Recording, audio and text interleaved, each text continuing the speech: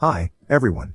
It's really late at night right now, so please ignore any mistakes that I make or if I start ranting because I'm in a messed up situation right now. I, 19F, have an older sister, 23F, and she's the golden child for my parents. Full disclosure, I don't think my parents even wanted to have me and have always made it a point to make me feel ignored and unwanted. I was always the less important kid and would discourage me from doing anything that would steal the limelight from my sister. My sister herself is pretty damn ordinary. I'm gonna be blunt and say that she's just not as good as me in any way whatsoever, yet she's the one who my parents have always hyped up and supported. I was always better at her in academics, in sports, and just outdid her in every area. I think part of it was because I'm really competitive, since I wanted the attention and affection that my parents showered my sister with and kept trying to outdo her at everything so that they'd love me, but that only made them dislike me more and they'd call me an attention seeker. I think by the time I reached high school, I knew that nothing that I did would make them like me more than my sister, and I gave up trying to impress them. I didn't stop outperforming my sister, though. I was still scoring well and taking part in sports and stuff, but now, the only difference was that I was doing it for myself and my future and not for my parents. I'd say my sister was also jealous of me and enjoyed the attention that my parents gave her so naturally she couldn't stand it when she realized that only our parents would play favorites and pick her, but everyone apart from them could see clearly who the better sibling was. I'd put in my best efforts to make her my friend, but she was always too full of herself to even consider being nice to me. So by the time it was time for me to go to college, I wasn't on good terms with anyone from my family, and I think we were all really relieved to get rid of each other. I started college 2 years back and I'm a business major because I've always fancied myself an entrepreneur. I don't have to pay the full tuition either because I got a scholarship, and whatever amount I do have to pay is covered by my best friend's dad. My best friend is well aware of my family's situation and also knows that they would never give me any money if it meant that I would stand the chance to do better in life than my sister, so her dad stepped up and paid for my spot so that I wouldn't have to ask my parents for money, and neither would I have to get a student loan. And 60% of my tuition has been waived off because of the scholarship anyway, so it's not a lot of money that he has to spend, but I'm still really grateful to him. I obviously do plan on returning the money to him eventually when I have the means to, but for now, he's the one who's handling my education as well as his own daughters. They're really rich too, unlike my own family, so it's not a problem for them, and I'm really lucky that they're so generous, unlike my parents. My parents think I'm studying here for free because I told them that 100% of my tuition would be waived off, and they were greatly relieved because they wouldn't have to spend a single dime on my education and could continue spoiling their eldest daughter. I'm also working a part-time job as a tutor to cover other expenses, and I get by somehow. I have to live frugally, but since my accommodation and food are taken care of by the college since I live on campus, I don't have much to worry about. My family is not very financially stable, and my parents have already had to mortgage all their jewelry and my grandpa's house 4 years ago to be able to fund their textile business, and while it helped a little, they're still not doing as well as they'd like to. They don't let me have a say or advise them either, so I can't help them. I used to be really paranoid about their debts until I read somewhere that since I'm not a cosigner on their debts, I'm not gonna inherit it either, and since then, I've stopped caring because they don't want my help, and I don't want to waste my time helping people who don't respect me or my business acumen. Yesterday, however, I received a call from my parents in the afternoon where they told me that my sister was in trouble, and so were they, and they needed my help to bail them out of this. Apparently, my parents had mortgaged the house they currently resided in almost a year ago to find my sister's bakery. My sister had no idea how to run a business since she'd never gone to college, and neither was she that good at baking either, so I don't know why any of them thought it was a good idea. They'd never told me about the loan, and I wasn't interested in where they got the money from to help her start her business, so I never found out about the mortgage until they told me themselves. Now, they demanded that I come back and help them handle all their accounts and run their business because my sister had to shut hers down since it wasn't making any money. They wanted me to start working full-time so that I could contribute to the family and bail them out, as well as join the family business to manage it. They actually expected me to quit college so that I could do all of this, and said to me in a very matter-of-fact voice as if this was a normal demand to make. When I asked them why exactly would I quit college for their sake, they told me that as a member of this family, I owed it to them. Since I wouldn't be able to go to college, run the family business, and work a second job all at once, I had to quit one thing, and they thought college was the most obvious option since it required me to stay away from home anyway and would be one less obstacle in my way. I was actually speechless that they were saying all that so casually, as if they weren't just asking me to sacrifice my future because they were stupid and had no idea how to manage their money. I lost it while my dad was telling me that my sister needed my help, and if I didn't want to lose my home, then I needed to come back right away and get to work. The sheer audacity of that got under my skin, and I ended up telling him that I didn't owe them anything and that what happened to him or my mom or my sister was none of my business because I didn't think of them as my family at all. They'd never treated me like their own and had always made me feel bad about myself, and now when they needed my help, they wanted to play happy family all of a sudden. When my dad argued, saying that even if I didn't want to come back for the sake of my family, I could at least come back for the sake of the place I'd called home for the past 20 years, but that place was never my home. It was nothing more than a house for me, and that's what I told him before disconnecting the call and blocking my family everywhere. I'd still even bothered to keep in touch with them because I'd hoped that someday they'd change, but it was as clear as day to me now that that day would never come, and I was sick of waiting for them to be decent people. I was in a horrible mood the entire day and didn't attend any classes, and neither did I speak to anyone because I was and still am feeling a lot of things all at once. I feel really angry that my parents not only wanted but even expected me to give up my future and my dreams just because my sister had messed up big time, and so had they honestly. But I also feel so weirdly guilty for turning my back on them, knowing that I'm fully capable of helping them.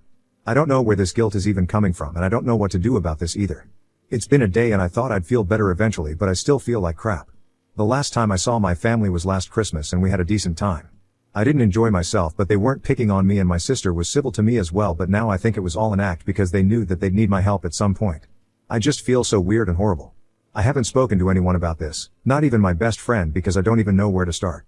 I guess the reason I'm here is because I really could do with some reassurance that I'm not in the wrong here. So Ida for abandoning my family when they needed my help after they mistreated me my entire life? Update 1. Hi, everyone. I don't know where exactly to begin, but I really just want to thank everyone who validated my feelings and reassured me that I wasn't being selfish here. I've been thinking about this a lot, and I don't know why my parents would even think that I would do what they asked of me after all that they put me through. And I can't believe that I skipped one whole day of classes just because of this bullcrap. I guess that's the part that I regret the most right now, lol. It's been 3 days since then and I haven't heard from them yet. I don't know what they're up to, and I don't care either as long as they don't bother me again. I have a lot to worry about already and I don't need more of it. I told my best friend about what my parents told me, and she's honestly so sweet that she offered to help me out instantly, but I told her that I was alright and had nothing to worry about.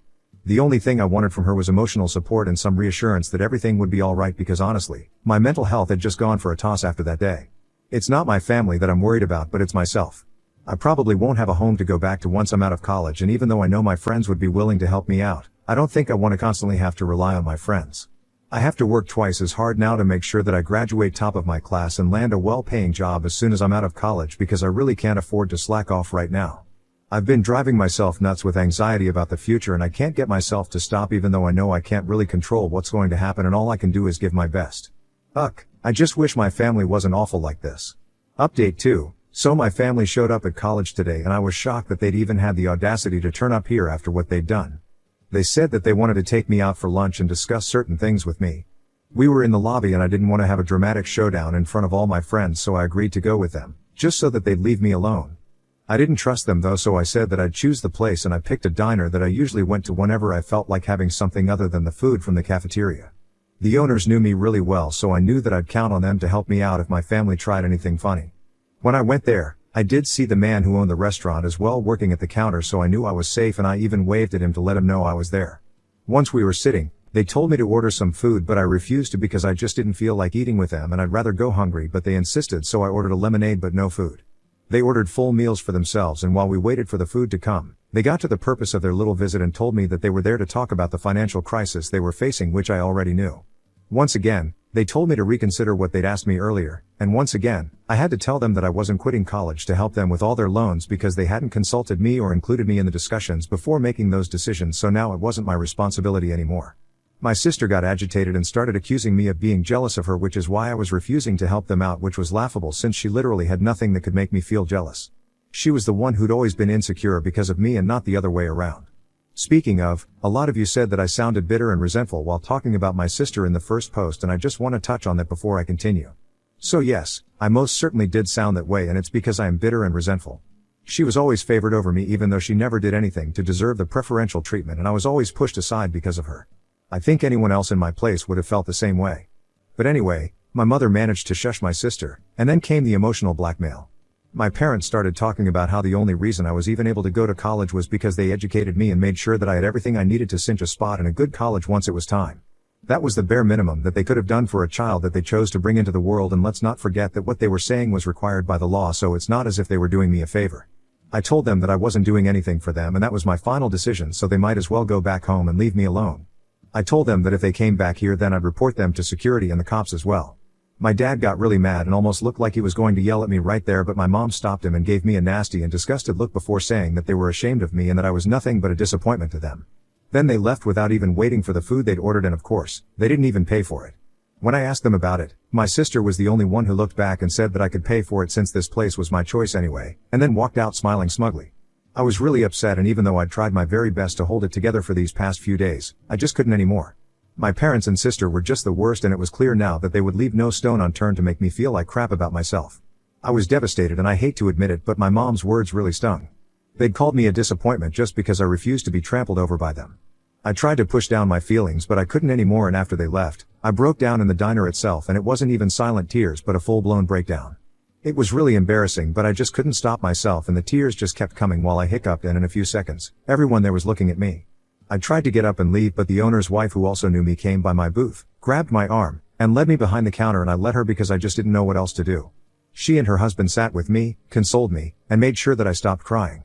They let the other waiters take charge, and I was so grateful that they were being so helpful even though I was having a breakdown in their diner and disturbing all their other guests. When they asked me what was wrong, I tried to explain, but I could barely even speak because I was so overwhelmed, and so I just told them the short version, that my parents and I had a fight and they left without paying. They must have known that there was more to it but didn't push, seeing how I was in a really bad space then. The owner told me that they could pack all the food that they'd prepared and I didn't need to pay for it either.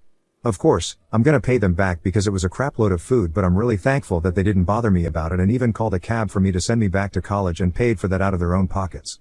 It's really because of the kindness and warmth that other people in my life have shown me that I've not completely lost my mind yet. Once I got back to my dorm room, I called my best friend and asked her if she could put me in touch with a lawyer as soon as possible and explained what had happened today. I was afraid that if my parents were willing to come all the way to my college just to harass me, then there really was no telling what other shenanigans they might get up to now, since I'd already refused to help them. They had nothing to lose now and would probably try even harder to bother me and get under my skin. I had to do something to prevent that from happening, and so I got my best friend involved. When I told her what had happened today, she told me that she'd visit me with her father and their family lawyer as soon as they could and that I didn't need to worry about anything. So I feel like I can finally relax a little because I know she'll help me out. I feel immensely guilty for bothering her and her dad so often, but I have nowhere else to go and nobody else to look to. At least I'm fortunate enough to have found such a great friend with an equally amazing father who's more than willing to step up and do what my own father never would have.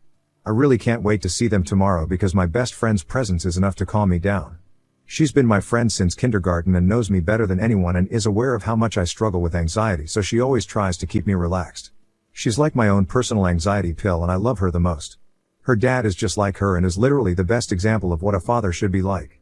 I'd say that they're more like family to me than my own parents and sister have ever been. In fact, even the couple who own the diner are kinder, and they've just known me for a year. I hate my family and I really wish I hadn't been born in their house. At this point, I won't even call them greedy or mean, but just plain cruel, because they really don't care about what they put others through as long as they're good. I really wish that they suffer more, honestly, because now it's just their bad karma that's finally getting to them. I wish nothing but the worst for them, especially after what they did to me today. Today was just unforgivable. Update 3, I've been kind of busy with work and a lot of other things, so I haven't been active here, but again, thank you guys so much for your kind words. I'm doing a lot better now, and I have also started therapy to deal with my emotions because I realized that the things that were happening to me weren't normal, and just because I've been facing these things all my life didn't make it all fine all of a sudden. I'd also been stressed about my future, and I felt like I'd fall really sick if this continued, so my best friend and her dad made me start therapy, which I'm grateful for. They also put me in touch with their lawyer when they visited me around 3 weeks back, and we're filing a restraining order against them in a few days. The plan is to get myself legally estranged from them altogether in the long run. 3 weeks back, when my best friend and her dad visited me a day after my parents dropped by, I was a total mess and an emotional wreck, to say the least, but their presence really helped me. Her dad reassured me that I had nothing to worry about as long as I had them by her side, and even said that I was as good as his own daughter now. My best friend doesn't have a mother since she'd passed away a few months after my friend was born, but they told me that if she was ever to have a sister, I'd be the kind of person they'd expect her to be. That touched me and alleviated a lot of the guilt that I'd been feeling. They reassured me that I wasn't a burden on them, never had been, and they were more than happy to stand by me. I spoke to their lawyer, and the next day, unfortunately, her dad and the lawyer had to go back to work, but my best friend stayed with me for a few days and we had a ton of fun. She made everything easier, and for a few days, I was able to forget everything about my family. She was also the one who forced me to look for therapists near me and even made me book my first session. I've been attending 2 sessions every week since then, and I'm still a long way from being completely fine, but this is a start. My family hasn't tried to get in touch with me since the last time, but just to be on the safe side, we're still filing for a restraining order because I really don't trust them, and neither do I feel safe around them. All I can say right now is that I'm really grateful for all that I do have, and I hope things get better here onwards. Now on to the next story. Story 2. Brought ice cream to surprise my GF, but ended up catching her in bed with another man, and she yelled at me instead of apologizing. I've dated this lovely lady for about 2 years and she's meant the world to me. We've been 2 peas in a pod and I adore her completely.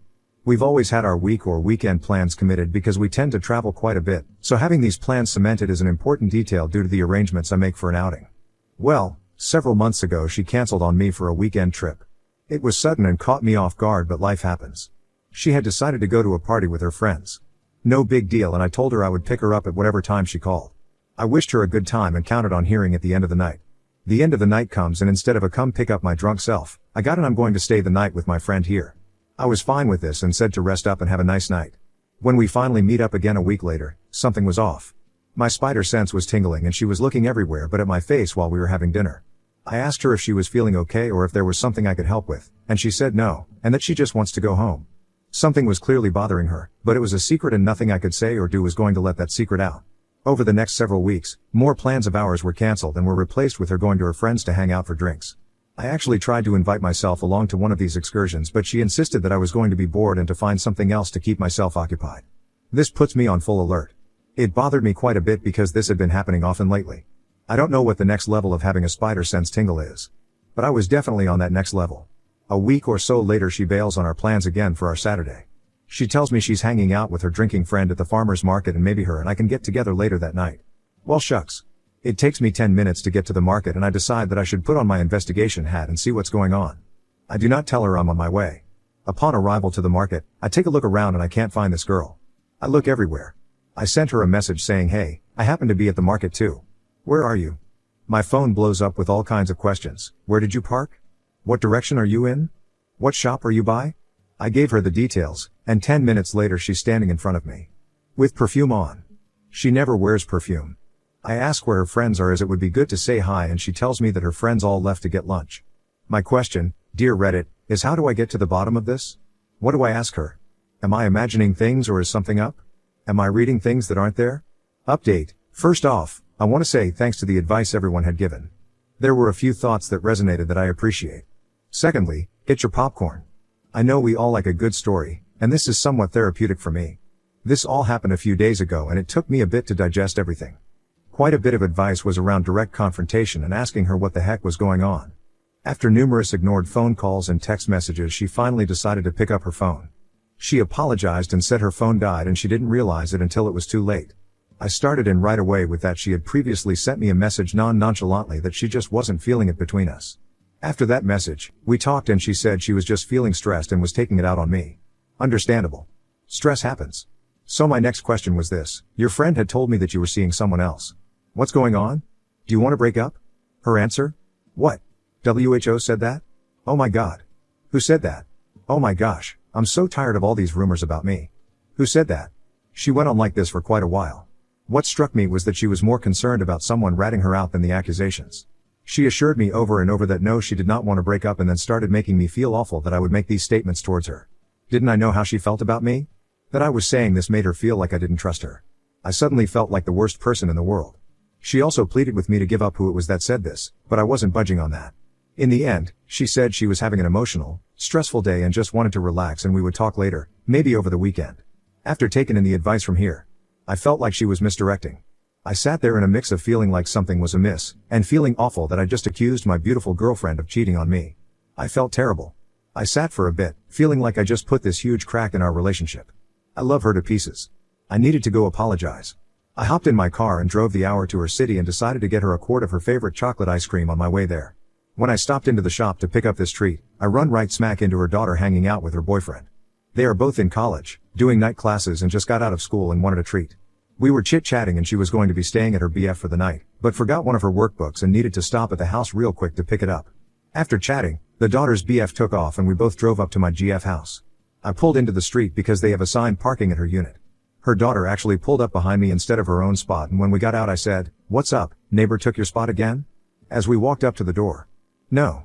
That's not my neighbor's car. I don't know if it was the way she said it or her sigh afterwards or what, but suddenly it felt like my heart just sank. I knew what we were going to find, but I was hoping for anything but that. Her daughter and I both shuffled through the door and stopped immediately in the entryway. We could just hear them. There's no mistaking it. You know the sound, rhythmic thumping and moaning with little exclamations of pleasure. The bedroom was right across from us. Her daughter looked at me with her eyes as big as saucers and just goes, "Oh my god. I'm so sorry." At this moment it felt like I was living outside my body. It's hard to explain, but suddenly it was like I was just a person watching actions happen. I couldn't really feel anything and I didn't know what to do. Here I am. Standing here. With a quart of ice cream while my GF is getting railed in her bedroom. I had no idea how to proceed. My whole body just felt like I couldn't control it.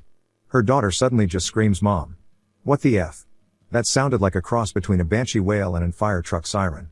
My GF actually ran out of the bedroom, bared and all, possibly thinking there was some emergency. Maybe motherly instincts that something bad just happened. I don't know. She started to formulate words but fell silent as soon as she saw the two of us standing there. Eventually a stream of words fell out of her mouth. "Oh my God. What are you doing here? You're not supposed to be here. What are you doing here?" She kept repeating it over and over until she ran back into the bedroom. I still stood there. Shocked. Still having an out-of-body experience. I don't know how much time passed. Seconds or hours. It blurs. She came out clothed in her pajamas and was talking to whoever it was on the other side of the bedroom door. My GF, ex now, started yelling at her daughter and I about why we were in the house. I think the realization of everything was suddenly starting to hit her because she started crying and making unintelligible noises. Her daughter starts to scream at her about how could you do this? And you did it again? At this point, I had seen enough.